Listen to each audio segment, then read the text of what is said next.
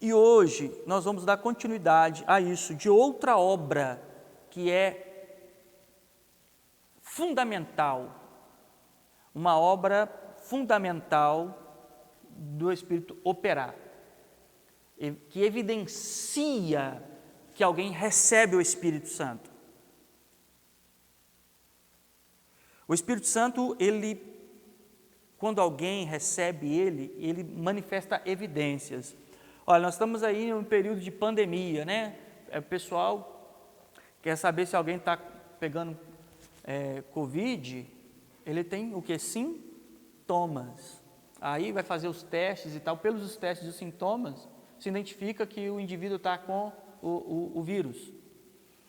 Assim, o Espírito de Deus revela no crente sintomas que objetivamente evidencia a sua conversão e que o Espírito Santo veio sobre ele. E nós estamos evoluindo passo a passo sobre essas características. Nós vamos falar sobre o amor que ele derrama. O amor que ele derrama em nós. Vamos aqui em Romanos.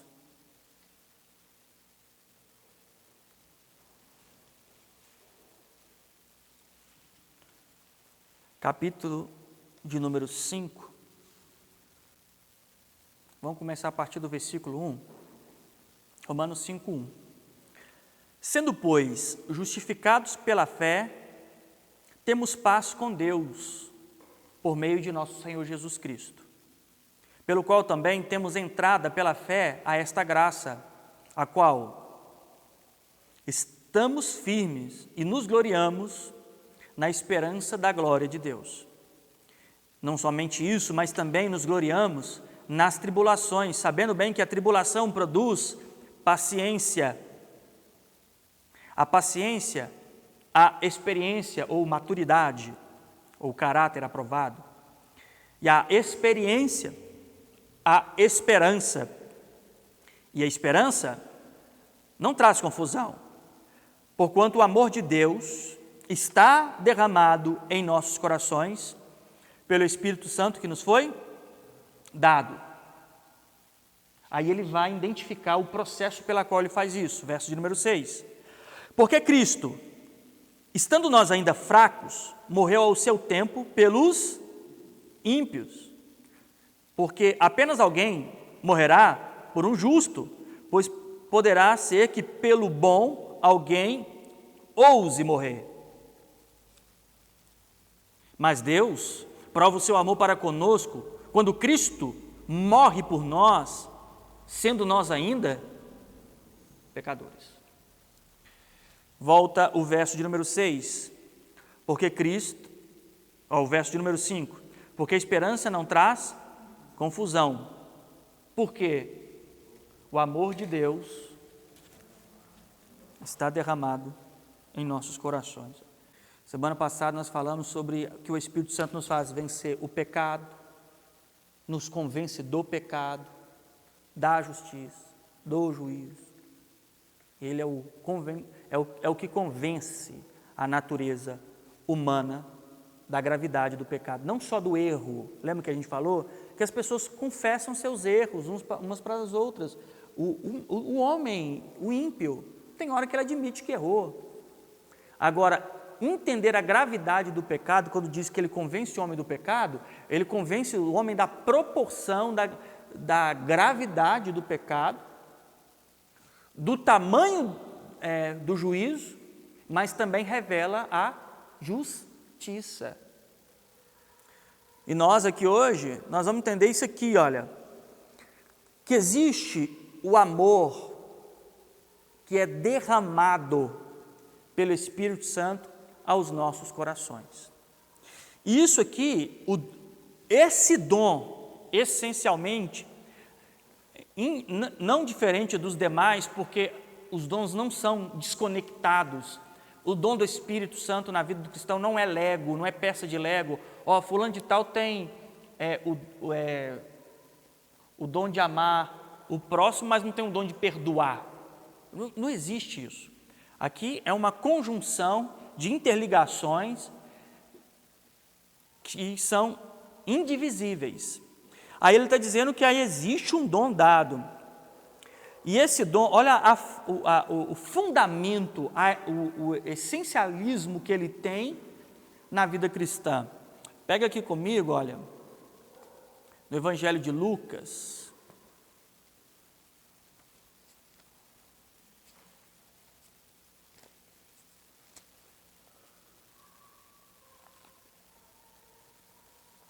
O Evangelho de Lucas, capítulo de número 10.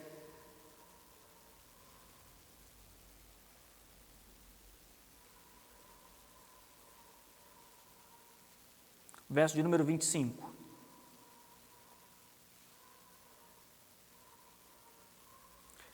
E eis que se levantou um certo doutor da lei, tentando e dizendo: Mestre, que farei para herdar o quê? A vida eterna. Grifa isso. A vida eterna. Ele continua, aí Jesus responde: o que está escrito na lei? Como lestes? Então o Senhor Jesus lança para ele duas perguntas sobre a pergunta que ele disse. Olha, tem gente que fala assim, não se responde uma pergunta com outra pergunta, né? Mas se responde sim. Por quê? Quando alguém te faz uma pergunta que ela é ampla e genérica, quando você indaga uma outra pergunta, você filtra a intenção e o propósito daquela pergunta. Ou você mesmo conduz a resposta de uma pergunta dentro da pergunta que ele não se fez. Aí ele diz aqui, o verso de número 26, ele diz assim: o que está escrito na lei? É a primeira pergunta. A segunda pergunta é: como está escrito? E aqui vai um parêntese, principalmente para os cristãos, quando olham para as Escrituras, e que nós temos uma variedade de interpretações bíblicas, né? Dentro do movimento religioso, se você chama 3 pregadores e cada um vai pregar sobre um texto, eles são isolacionistas, no sentido de que eles pegam um texto excluso do demais para dar o sentido das suas intenções. Então cada um vai pregar uma coisa diferente. Uma coisa não bate com a outra. Mas quando você tem um olhar exclusivo para as Escrituras e para tudo aquilo que está dizendo, é muito natural que todos entendam aquela verdade. Vou pegar, por exemplo, aqui. Eu não sei se já aconteceu com você, é muito comum, situações como, aconteceu semana passada aqui no estudo, eu vou ler um texto e pregar um texto, ou acontece situação, eu estava examinando essa palavra essa semana, ou acontece, eu estava conversando com um fulano de tal sobre isso ontem, e a outra quando eu estava lendo, eu estava pensando exatamente isso. Então não fica o pastor sendo a fonte de ensino, mas o próprio Espírito sendo fonte de ensino para a igreja, de forma que tanto a doutrina do pastor, quanto o que os irmãos têm recebido e partilhado entre eles, é homogêneo. Uma só fé, lembra? Um só batismo, um só Senhor, um só Espírito. Há uma unidade orgânica que acontece sobre a igreja, porque quem é o doutrinador da igreja? É o homem pastor ou é a própria figura da pessoa do Espírito na igreja? É assim que funciona. É assim que funciona. Então ele pergunta, o que está escrito? Aí ele indaga, mas espera aí, como que você interpreta? Aí o camarada responde no verso 27. Respondendo ele disse, amarás o quê? Ao Senhor teu Deus. De que forma? Todo o coração. O que mais? De toda a tua alma. E de que mais? Com toda a tua força. E de que mais? Todo entendimento. Então ele fala assim, olha, o próprio que indagou responde. Respondendo ele diz, amarás o Senhor teu Deus de todo o teu coração. Ele começou a citar Deuteronômio 6, lá da lei. lá para o verso de número 5, ele começou a citar Deuteronômio. Aí depois ele cita Levítico, e ao teu próximo, como a ti mesmo. Então, amarás o Senhor teu Deus de todo o teu coração, de toda a tua alma, com toda a tua força, com todo o teu entendimento. Ele fala de aquilo que eu falei semana passada, uma profunda inclinação, e ao teu próximo, como a ti mesmo. Isso era a base da lei? Isso é verdade ou mentira? Verdade. Aí o verso 28. E disse-lhe, respondeste bem, olha o que Jesus fala, faze isso, e o que vai acontecer com ele? Viverás. O verso 25, a pergunta era, o que eu devo fazer para herdar a vida eterna? Essa é a perspectiva religiosa mesmo, né, de que todo mundo acha que o quanto mais ele faz é o que ele se torna merecedor do céu. A perspectiva, a expectativa religiosa é isso. Não, quanto mais bom eu conseguir ser, mais garantia eu tenho para o céu. Ele não entende que a obra celestial é do céu para a terra, não da terra para o céu. Então, a garantia da salvação é uma ação exclusivamente do executor da salvação. Quem executa a salvação? E quem pode garantir ela? Então, ele nos garante. Então, não vem das obras para que ninguém se glorie. Chegar lá no céu, glórias ao Cordeiro e a mim também. 50% aí, né? Jesus me salvou, mas ai de mim se eu não dou meus pulos, ou se eu não faço umas coisas boas que merece o céu. Não, a salvação, ela antecede as obras. As obras são consequências da salvação e não promotoras da salvação. Né? Basicamente é o que eu disse aqui sobre uma gripe, um mal-estar. Alguém tem febre para depois ficar doente, ou ele é doente primeiro e com consequência tem o sinal da febre? A febre é um sinal de uma infecção, algo que já estava acontecendo. Assim também as obras é um sinal de algo que já está acontecendo. Então ninguém faz obra boa para ir para o céu. Alguém é justificado, arrependido, regenerado e agora, como herdeiro do céu, começa a realizar as obras do Pai. E não para ir para o céu, é porque já está. Colossenses 3, vossa vida está escondida em Cristo e em Deus. E aqui o cara está perguntando assim, olha, o que eu devo fazer para herdar a vida eterna? Aí Jesus, entendendo qual que é a perspectiva de visão dele sobre salvação, Jesus diz assim, tá, o que está escrito na lei? Porque até então o que você tinha como canônico era o Pentateuco e alguns outros livros. Aí o Senhor Jesus já pergunta diretamente na lei, que está escrito do jeito que está escrito, para o fim que está escrito. Ele diz assim, olha, o que diz na lei? Ele mais que depressa. Amarás o Senhor teu Deus de todo o coração, de toda a tua alma, com toda a tua força e com todo o seu entendimento. E ao próximo também, como a ti mesmo. Aí o Senhor Jesus diz, então faz isso e você vai viver. A grande verdade é que todos os homens tropeçam nesse mandamento. Ou todos que serviram diante da lei tropeçaram nesse mandamento. E a lei é bem específica. Qualquer um que tropeçar em um tio da lei, o que aconteceu com ele? A lei para o religioso, quando Deus estabelece a lei, porque a lei é boa, é uma espécie de castelo de cartas para mostrar a ineficiência do exercício humano na obediência. A lei, Paulo diz que a lei provou para ele que ele era pecador.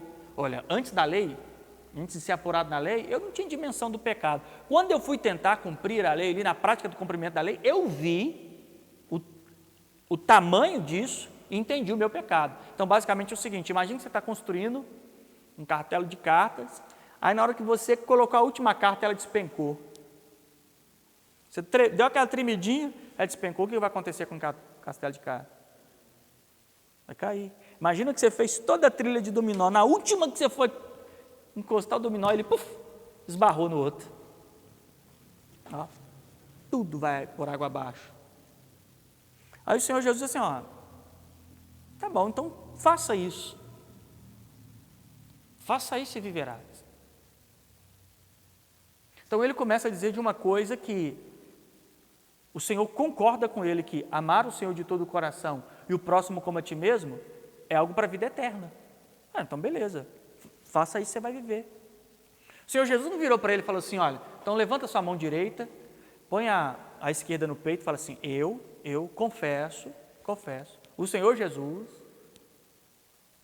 porque tem gente que acha que a salvação vem por isso, né? Porque fazem o mau uso das Escrituras dizendo, aquele que me confessar diante dos homens, eu confessarei diante do Pai. Mas confessar é com a postura de vida. Quando eu resisto ao pecado, quando eu amo o que me odeia, eu confessei a quem? Eu admiti a obra de Cristo. Essa é a confissão pública. A confissão pública não é levantar a mão. Porque se fosse confissão pública, a gente engessava quando a pessoa convertesse, né? Já engessava aqui para ficar assim. Porque mão para cima é confissão pública? Não é confissão pública, é admissão coletiva institucional. É a forma que aquela instituição religiosa identifica quem é que está aderindo à fé. Eu falo assim, eu preciso saber quem é que vai aderir à fé ou não. Então, como é que eu faço? Tem alguém? Fulano, aqui que vai fazer? Pega o nome, coloca aqui, acompanha, cerca, vai em cima para ver se batiza, batizou, cerca. É muito comum você ver as pessoas cercadas sobre uma construção em que elas quase são forçadas a passos. Eu mesmo, quando me converti, o que eu mais ouvi assim, irmão, tem que batizar, irmão. Você já converteu aí, isso aí é só um passo. Agora, se você não batizar, ele esqueceu o que está escrito em Marcos 16, aquele que crê e for batizado é que será salvo. Você tem aí uns meses que converteu, não batizou, e aí? Você ainda não é salvo. Ganhar alma, né? Nós somos os ganhadores de alma. Então, a estrutura religiosa, ela propõe isso, mas o que é ter a vida eterna? É assumir aquilo que está proposto na figura do Senhor Jesus Cristo. Amar o Senhor de todo o coração. O Senhor Jesus em João 14, ele diz assim, aquele que me ama guarda os meus mandamentos. Na sua opinião, Jesus amou o Pai? Sim ou não? Evidentemente. De que forma que ele amou o Pai? Ele ficou ouvindo música melódica dizendo, Jesus, Pai, como eu te amo. Ele ficava pondo fundo musical nas orações dele para ele dizer, ele ficou dançando no monte, mostrando para Deus o quanto ele amava. Como é que ele... Se é guardar os mandamentos, e guardar o mandamento é obediência, Paulo diz em Filipenses que ele foi obediente até a morte, e morte de cruz. De que forma que o Filho evidencia amor ao Pai? Na sua obediência. Ele seja feita a tua vontade, assim na terra como no céu. Todavia não seja feita a minha vontade, mas a sua. Uma comida eu tenho para comer, que é fazer a vontade daquele que me enviou. Qual que era a prioridade de Cristo? A vontade do Pai, a obediência, o mandamento cumprido. Ele diz assim que ele veio cumprir a vontade do Pai. E isto é evidência de seu amor. A prova de seu amor para com o Pai resulta na prova de evidência de amor para conosco. Espera aí. Se Cristo obedecer ao Pai, aos mandamentos, é prova de amor para com quem? Com Deus. E no cumprimento dele, ele prova seu amor para com, ao mesmo tempo que ele amava o Pai, ele provava seu amor para conosco. Então ele amou ao Pai de todo o coração, de tudo, e ao próximo, como a ele mesmo. Qual que era a vontade de Cristo? Não era estar junto com o Pai? E ele morre na cruz para fazer o que com seu povo? Deixar eles ao caminho aberto para estar ao lado porque ele amou o próximo, como? A si mesmo. Então o Senhor Jesus cumpriu todo o mandamento. Só que o homem natural, ele não pode cumprir essas coisas, ele não pode obedecer a Deus. Isso precisa de uma intervenção sobre uma natureza. Imagina você que eu determino uma lei aqui agora, o governo. Imagina que esse mesmo governo está falando que você não pode sair de casa, a partir de hoje fala assim, ó, a partir de hoje eu quero todo mundo voando, porque o vírus não pega a partir de 3 metros de altura, para andar na rua só voando. Como é que a gente ia fazer? Alguém tem asa? Não. Agora, se essa lei for dada para um passarinho, o que ele vai fazer? Ele vai cumprir, naturalmente. Por quê? Ele tem asa. É a natureza do pássaro. A lei veio provar para nós que nós não temos uma natureza. A graça veio nos fazer esse passarinho. Na lei dizia, voa, ninguém podia voar. Eles faziam uma asa delta, mas só voava por um tempo e depois fazia um avião, uma jato, agora vai voar muito. Voava por um tempo e depois tinha que pousar. Não tinha asa natural. Eram mecanismos para tentar fazer. Agora o que é a graça? É Deus fazendo o passarinho. Agora com a natureza de voar. Uma capacidade natural de atingir isso. Então ele diz, olha, tem que cumprir, se cumprir isso vai viver. Mas o homem, naturalmente, não tem amor a Deus de todo o coração. O religioso cai na situação que o próprio Senhor Jesus chama a atenção deles, citando Isaías. Esse povo até me honra com os lábios, mas o seu coração está longe de mim. Essa é a natureza religiosa. A natureza religiosa é o seguinte, ela faz o culto de domingo, com as músicas de louvor, com as palmas, com a apresentação do jovem, a apresentação das mulheres, a apresentação dos homens, apresenta quinteto, sexteto, coral, dança, todo mundo, faz aquele ritual, mas um odeia o outro, mente, o marido mente para a esposa para o marido, um engana o outro, ira, discórdia, peleja, dissensão, mas a boca louca. As pessoas, olha para você ver, irmãos, como é que a estrutura religiosa é tão venenosa, que as pessoas ensaiam um mês para um evento evangélico, mas não ensaiam a vida toda para entrar no céu. Eles ensaiam um mês, a música tem que ficar impecável, o coral tem que ficar assim, a dança tem que ficar assado, mas eles não ensaiam para entrar no céu. Qual que seria o ensaio para entrar no céu?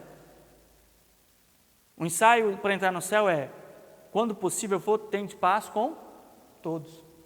Amai os que vos perseguem, os que vos odeiam. Esse é o ensaio natural. Porque depender de mim, eu serei um com todos. Que depender de mim, a dissensão que chegar, a divisão que chegar até em mim vai morrer. Porque ele é um agente celestial, ele não participa das coisas naturais. Paulo vai dizer em 1 Coríntios 15, assim como é o terreno, são os terrenos, mas assim como é o celestial, são os celestiais. E quem são os celestiais? A igreja, o corpo espiritual, o organismo vivo de Cristo. Essa é a igreja. Então, como que ele vai fazer isso? Existe uma natureza que não pode. Romanos 5,5 diz que o amor de Deus está derramado em nossos corações. Aqui, o amor é um mandamento. Não é assim? Lá em Gálatas, capítulo de número 5,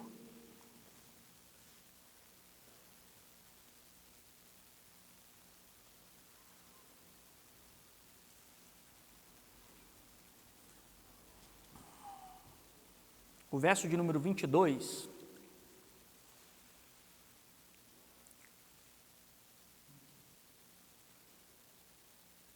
agora ele se identifica como um fruto. Diz assim, mas o fruto do Espírito é o quê? Amor, ou caridade, né? Em algumas traduções. O amor que do grego é traduzido por caridade, significa aquele amor devoto.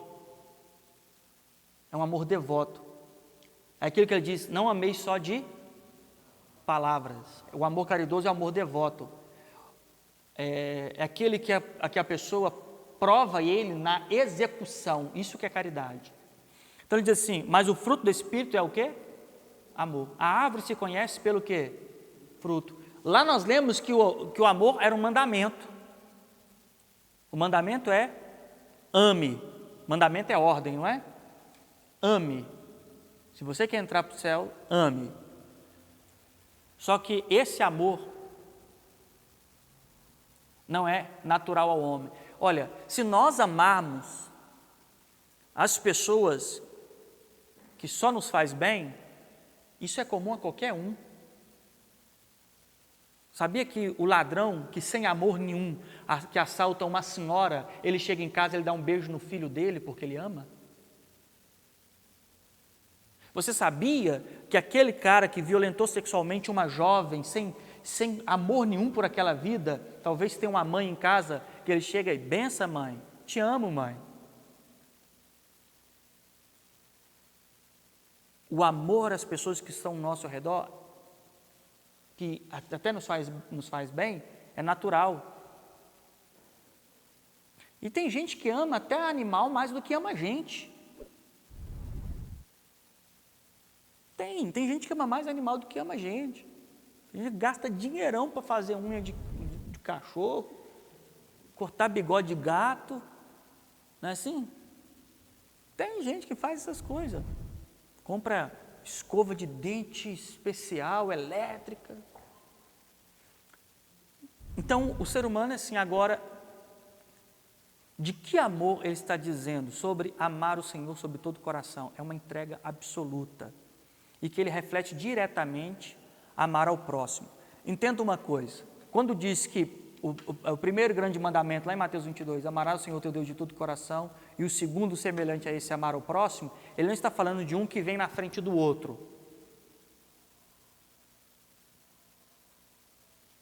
Imagine que eu estou apresentando para vocês um avião.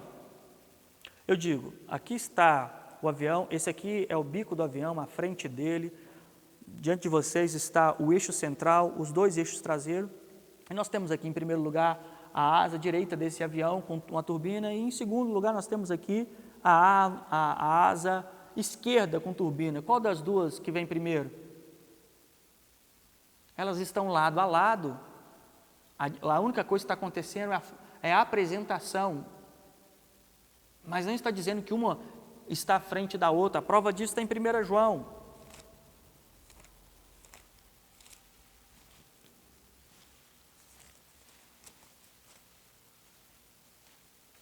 1 João capítulo de número 4,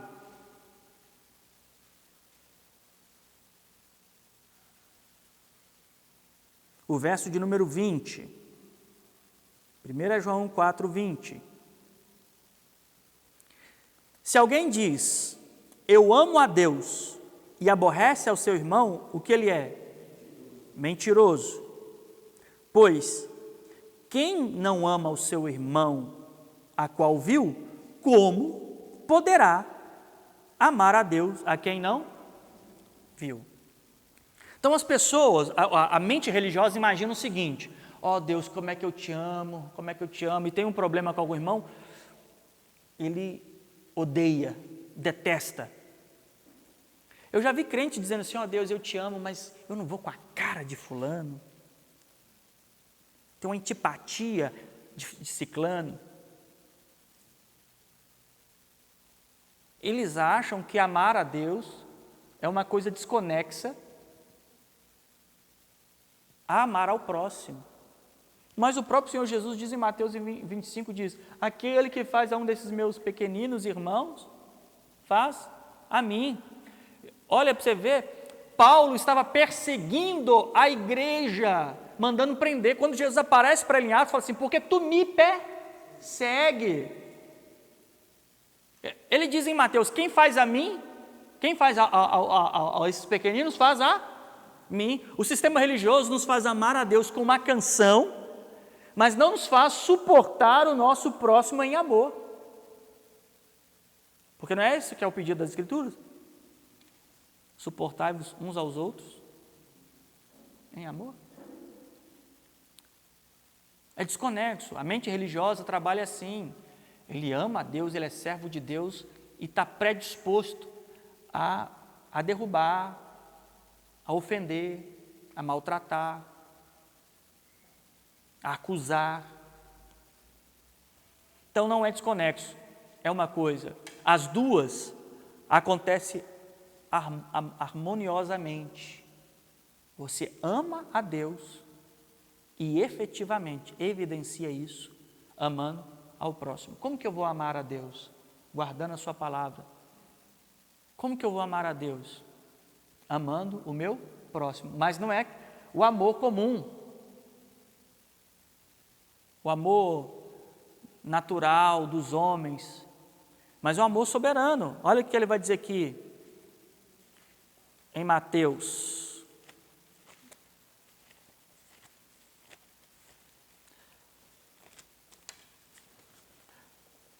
Capítulo de número 5.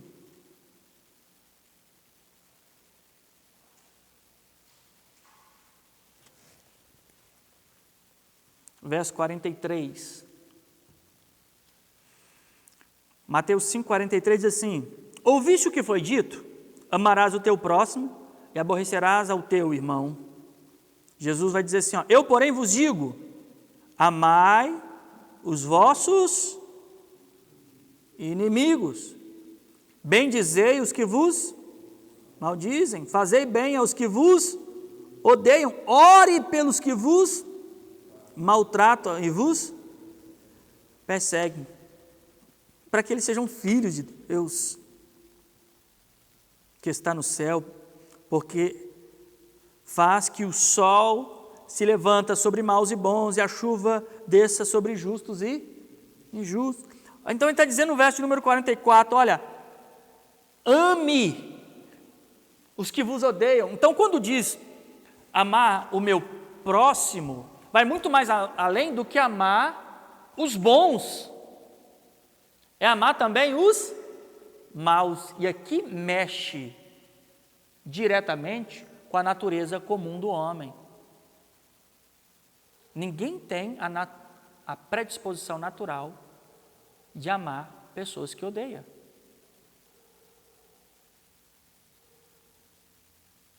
É a tendência, ninguém tem a tendência a amar inimigos. A Escritura diz que nós éramos inimigos de Cristo e Ele prova o seu amor para conosco, não é assim? Romanos, capítulo de número 8, verso número 8. Tiago, capítulo de número 4, verso de número 4. A nossa inimizade com Deus, éramos inimigos de Deus. Tiago está dizendo, qualquer um que é amigo do mundo é inimigo de Deus. Éramos inimigos por natureza, como diz Efésios. Estávamos separados de Deus. Aí, ele prova o seu amor para conosco, Romanos 5, em que ele morre. E por que ele faz isso? Porque em 1 João diz que Deus, ele não tem amor. Lembra que eu falei semana passada? Ele não tem amor. Ele é amor. Deus não tem justiça, ele é justo em si mesmo. Então, ele prova amando os seus inimigos. E aí ele quer dar essa natureza para a igreja e promover a salvação. Então nós não temos naturalmente esse fruto. Nós não temos naturalmente esse fruto. Ele deu uma ordem, ama, mandamento. Gálatas diz que o fruto, evidência do Espírito. Volta lá em Gálatas.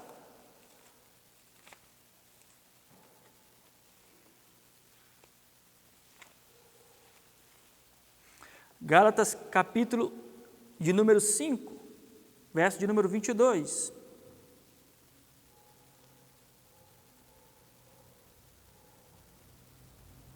Mas o fruto do Espírito é o quê? Amor. Prova do Espírito. Então tem gente que separa, ó, isso aqui é fruto, isso aqui é dom, isso aqui é ministério. Mas espera lá. Alguém tem capacidade de ter um ministério, que significa serviço, tem capacidade de servir a Deus se não for pelo Espírito? Então servir a Deus pelo Espírito é um dom dado à igreja. Então fruto, dom, tudo é uma coisa só.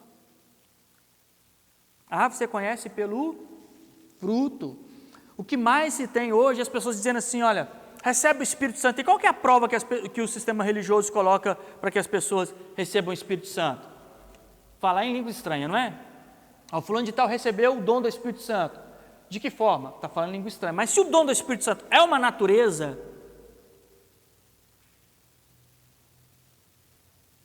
e esse indivíduo agora, lembra que o Senhor Jesus diz, olha, João 15, eu sou a videira verdadeira, vós sois os ramos.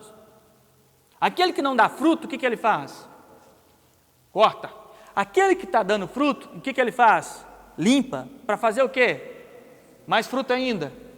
Então ele está dizendo que ele é a videira, a evidência de que nós estamos na galha é o fruto produzido. E esse fruto é fruto do Espírito, ou seja, inserido nessa videira verdadeira, que lá em Romanos 11 é o jambuzeiro, enxertados nele. Agora na oliveira verdadeira nós éramos essa jambuzeira, essa oliveira que não dava fruto nenhum. Aí ele pegou lá, enxertou nele e aí começou a dar fruto. Nós somos enxertados em Cristo e a prova que o seu Espírito está em nós é que nós começamos a dar fruto. Nós podemos entrar no que são esses frutos. O que seriam esses frutos do Espírito? Quais? Aí ele começa a dizer: amor, gozo, paz, longanimidade, benignidade, bondade, fé, mansidão, temperança. Lembra do que o cara perguntou para Jesus: o que eu devo fazer para herdar a vida eterna? Jesus pergunta: o que está escrito aonde? Na lei. Depois que Paulo fala sobre o fruto do Espírito, olha o verso 23 aqui. Contra essas coisas, a lei era tudo contra aquele cara. Agora na natureza não tem lei oposta. A lei está em harmonia com o fruto. Ou seja, esse indivíduo gerado de novo, ele produz frutos em que a lei não contradiz a lei. A lei diz: amarás o Senhor teu Deus de todo o teu coração, de toda a tua alma, com toda a tua força e com todo o teu entendimento. Isso não é lei? O fruto não contraria a lei. E ele passa a amar a Deus. A prova que ele ama o seu irmão e suporta o seu irmão. E ele ama até aqueles que odeiam ele. Até os que odeiam ele.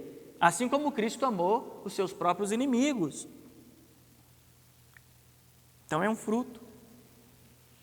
Aí quando chega aqui em Romanos, ou Coríntios, 1 Coríntios, capítulo de número 12.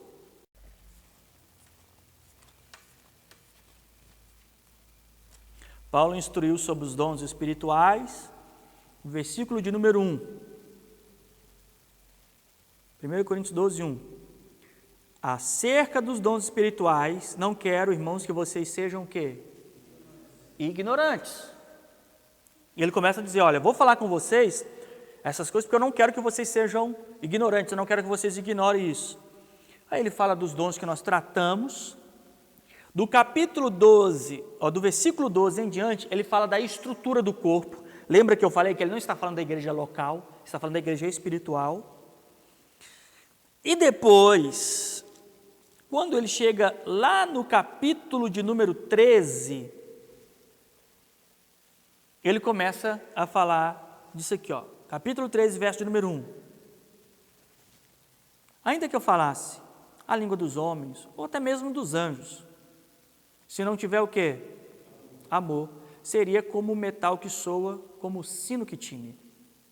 Ainda que tivesse o dom de profecia, conhecesse todos os mistérios da ciência, e ainda que tivesse toda a fé, de maneira tal de transportar um monte, e se não tivesse amor, o que aconteceria? Esse nada seria aqui define a existência desse indivíduo, gente. Ele não seria salvo, ele não seria crente, nada seria, eu não te conheço, mas seu nome fizer, eu não te conheço. Olha o quão essencial é ter esse amor de amar o Senhor de todo o coração, de toda a tua alma, toda a tua força, e ao próximo como a ti mesmo. Isso aqui é via de regra, não existe cristandade sem essa regra, não existe um coração de um salvo sem essa regra. Ele está dizendo, se eu não tivesse amor, eu posso fazer qualquer coisa, eu não sou nada, eu sou dispensável. Imagina que eu apontei um lápis, saiu aquelas tirinhas do lápis, para que serve? Soltou aquelas, para jogar? Fora, lixeira. Você foi no cabeleireiro, cortou as pontas do cabelo, tirou as pontas da barba, juntou aquele monte no chão. O cabeleireiro junta aquilo lá e coloca na cabeça de alguém? O que ele faz com aquilo? Por quê? Porque aquilo não é nada.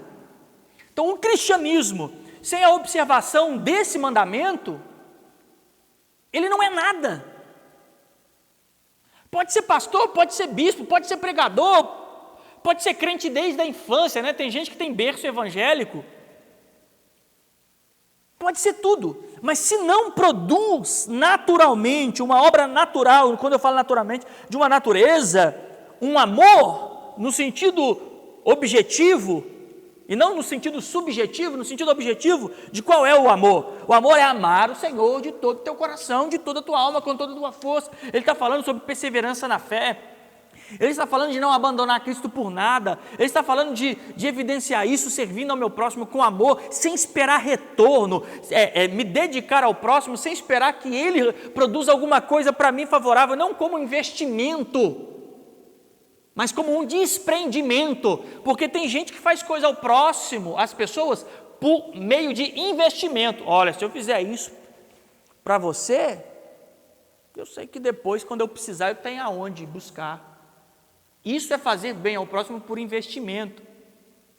Fazer bem ao próximo por desprendimento essa pessoa precisa, não me interessa quem ela é, ou o que isso vai fazer ela produzir para mim. Já fazer o serviço a alguém já é o fim em si mesmo, sem esperar. Mas o serviço humano falido, ele sempre vai fazer um bem a alguém esperando, porque ele quer que a mão direita chegue assim, oi, mão esquerda, glória a Deus, viu? Deus tem me usado demais. Mão esquerda, o que foi? Não fala sobre o que sua mão direita faz, a mão esquerda não tem que ficar sabendo? Aí fica lá aquele papinho da mão. O que foi, mão direita? Deus é tão misericordioso, eu estou podendo ajudar tanta gente, estou tirando minha vida agora para servir os outros. É mesmo, mão direita? Ou depois a mão direita fala assim, nunca mais ajudo ninguém. O que foi, mão direita? Pergunta a mão esquerda. Ajudei tanto fulano de tal e agora que eu precisei dele. Isso não é amor de crente, do salvo. Ele ama, ele serve, e ele não sabe viver sem servir. A vida dele é essa, o coração dele é esse. Ele serve. Ele não é uma erva daninha que suga dos outros, mas ele é nutriente para os outros. Ele sempre é o menos servido. Ele sempre vai ser a pessoa que as pessoas menos se preocupam como ele está, cuidam de como ele está, vai atrás de como ele está. Não. Ele está disponível. Existem aqueles que querem visita e existem aqueles que se preparam para visitar o necessitado. Há uma diferença muito grande. Ele diz, olha, ainda que eu fizesse essas coisas, o verso de número 2 termina dizendo, eu nada o que seria. O que é o homem sem a obra de Jesus Cristo? Nada. Nada. São totalmente dispensáveis. Então essa obra é impossível. Aí que nós voltamos cá em Romanos, capítulo de número 5.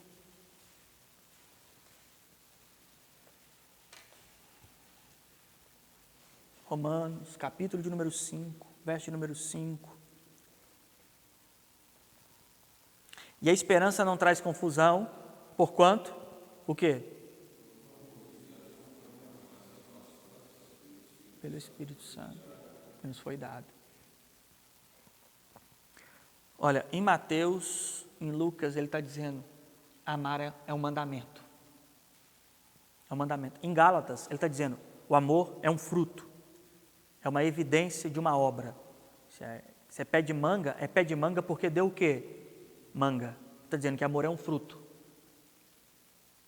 Aí depois, nós lemos em 1 Coríntios 13 que esse amor também é um dom.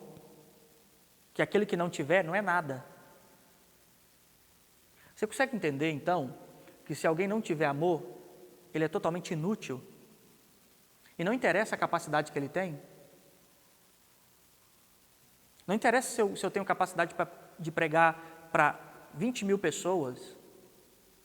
Se eu não tiver esse amor, eu sou totalmente inútil e dispensável. Só que eu não posso ter esse amor em mim mesmo. Mas Deus é estrategista e objetivo em sua obra. Dele tanto vem tanto o querer, como efetuar. Ele vira para mim e fala assim, você precisa me amar, mandamento, me dá um mandamento. É uma ordem. O querer é dele. Mas dele também vem o querer e o efetuar. Aí ele dá uma ordem, ele prova nessa ordem que eu sou incapaz de fazer isso. Aí o que ele faz para ele poder fazer isso em mim? Ele envia o filho dele. Porque eu não posso fazer isso. Você que está em casa não pode fazer isso, nunca pôde. E ele envia o seu filho e ele prova o seu amor para conosco. Aí olha o que ele diz, que o amor está derramado em nossos corações. Olha o verso de número 6. Porquanto Cristo, estando nós ainda fracos, morreu ao seu tempo pelos ímpios. Verso de número 7. Porque apenas alguém morrerá por um justo, pois poderá ser que pelo bom, alguém ouse. Aqui ele está falando no campo da especulação. É possível que pelo menos por alguém bom, alguém, talvez, morra por ele. Tipo, a mãe possa morrer por um filho, ou alguém que está fazendo alguma obra, aí um grupo coletivo se dispõe a morrer em defesa daquele líder que está fazendo alguma obra, porque ele é bom. Pode ser que isso aconteça. Aí o verso número 8 diz, mas não, Deus prova o seu amor para conosco, em que Cristo morreu por nós, sendo nós ainda pecadores, e nós não temos, e naturalmente ele envia o seu filho à semelhança da carne, ele sofre todo o peso do pecado, ele é transpassado no Calvário, ele é humilhado, ressuscita ao terceiro dia, mas antes ele diz, olha, fica em Jerusalém, não sai de Jerusalém, eu vou dar a vocês poder. Só que o sistema religioso acha que poder de fazer o quê? De fazer barulho.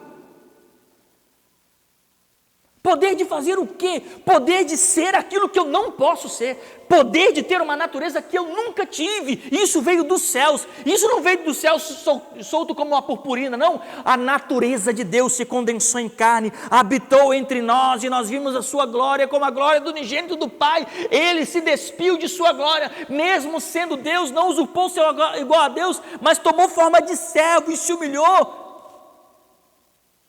Isso foi assim que o Espírito Santo foi dado à igreja. Fica em Jerusalém, vocês não vão se arrepender, confiem em mim, mais uma vez, fiquem em Jerusalém. Vocês não ficaram comigo enquanto eu estava sendo levado lá no Getsêmani, vocês não ficaram comigo enquanto estavam me levando de Pilatos para lá e para cá, vocês não estavam comigo, tudo bem, vocês não estavam comigo na hora que eu estava lá amarrado, sendo chicoteado, vocês não estavam comigo na hora que carregou a cruz, agora confiem em mim, fiquem em Jerusalém. Que tudo aquilo que vocês não puderam fazer junto comigo, depois de Jerusalém, vocês nunca vão fazer sem mim. O Espírito Santo é isso. Aí quando o religioso não entende, fala assim, esse povo aí não crê no Espírito Santo. Como não crê naquele que pode gerar em mim uma natureza que não existe em mim? Ele traz o impossível. E tem gente que acha que o impossível é o morto ressuscitar. Meu irmão, não é. Impossível é o morto pecador ter a natureza de Deus. Porque você tem crente, mas ter um crente regenerado, aí que é a obra do impossível. Crente é fácil fazer. Evangélico é fácil fazer. Pastor, não é difícil fazer. Crente é fácil fazer, irmãos. Regenerado é uma obra do impossível. O jovem rico era crente.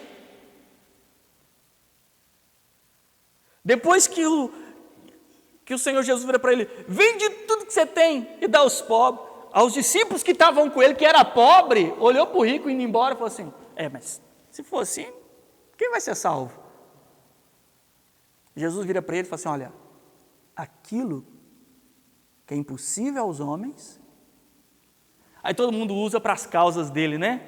Alguém está com a causa difícil? Olha, aquilo que está com a causa na justiça, aquilo que é impossível aos homens, é possível a Deus. Mas lá está falando de salvação de uma natureza que é impossível termos, nós não temos ela. Não há absolutamente nada em nós que propõe sequer a inclinação à natureza de Cristo.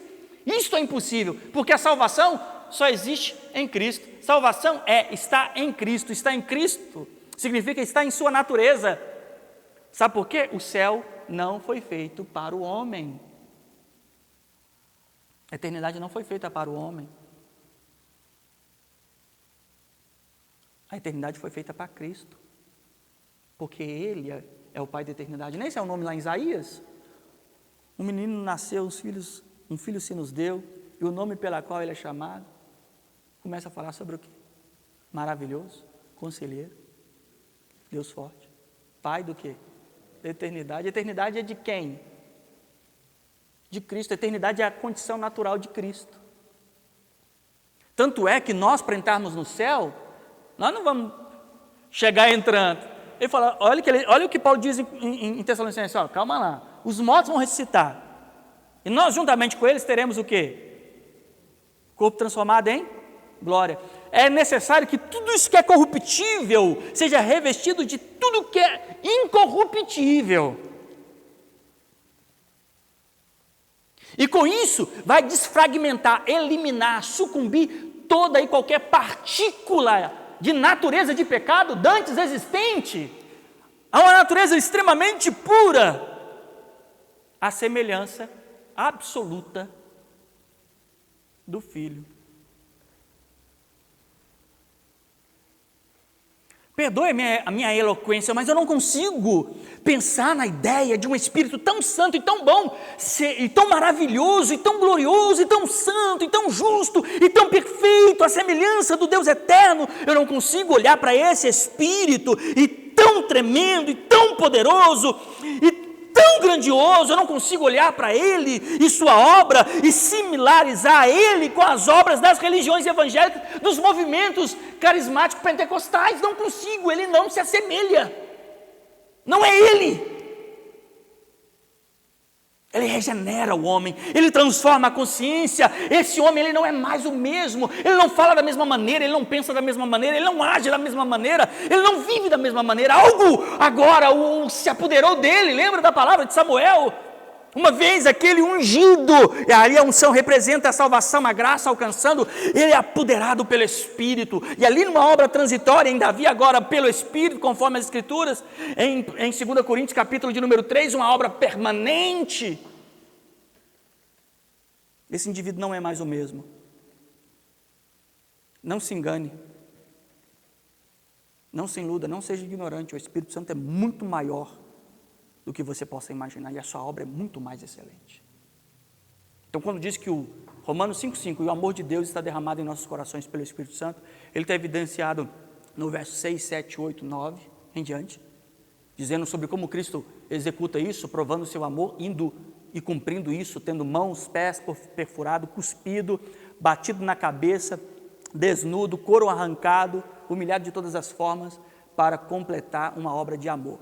Cristo provou o seu amor para conosco, nós só conseguimos provar amor para com Ele tendo um Espírito. Se alguém tivesse essa consciência, ele dobraria os seus joelhos e pedia a Deus: não torne extinto o seu Espírito na minha vida. A igreja precisa do Espírito, o crente precisa do Espírito Santo. O Espírito Santo é essencial, fundamental, indispensável. Sem Ele não há obra, porque se não tiver amor, eu nada seria. Aí ele começa depois a falar que o amor, ele tudo suporta, tudo crê, tudo espera. Está vendo que o amor tudo suporta, tudo crê, tudo espera. Ele diz: quem nos separará do amor de Cristo? Que está revelado em quem?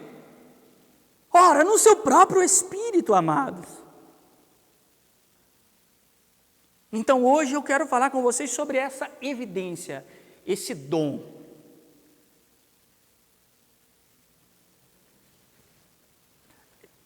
Como que eu posso virar para alguém e falar assim: olha, ele fica exigindo ele que ele ame?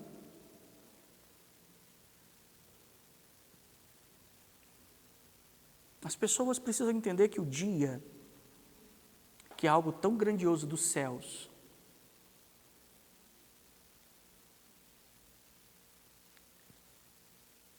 cair sobre ele,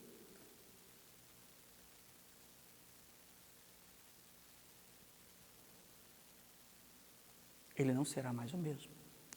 Não será mais o mesmo. Eu te digo na sua casa, vocês irmãos que estão aqui, não se iluda. Não existe outro Espírito. Lembra lá que nós lemos 2 Coríntios, capítulo de número 11?